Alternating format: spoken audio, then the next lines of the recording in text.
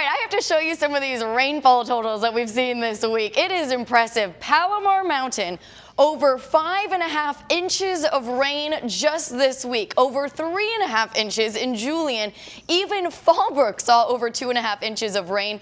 Oceanside, Escondido, areas of the North County definitely got the most rain with this, but even downtown picked up about three-quarters of an inch of rain just this week. And they're getting a little bit more right now. We have this little bit of rain that I was just showing you in Mimi's camera at Waterfront Park, right over the Coronado Bridge right now. We are seeing that light rain, and as I zoom out big picture, there's a little bit of light rain across the East County around Alpine and just south of that. So as you're heading in, it's mostly dry. Some of the roads are still wet due to the rain that we saw overnight, and there is that slight chance for a few stray showers through about 9 o'clock or so.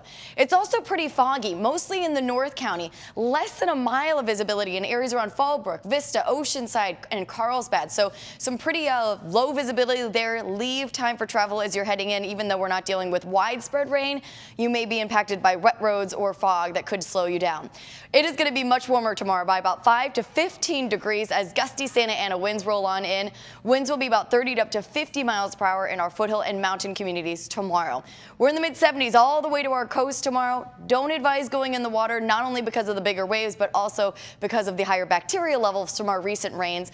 Some inland neighborhoods could top off in the 80s tomorrow. Warm through Sunday. A weak disturbance moves through on Monday, bringing more clouds and cooler temperatures briefly because Santa Ana winds return on Tuesday, and that will warm us up again. Expecting mostly sunny skies through the extended forecast, just a few clouds today, and then again on Martin Luther King Jr. Day.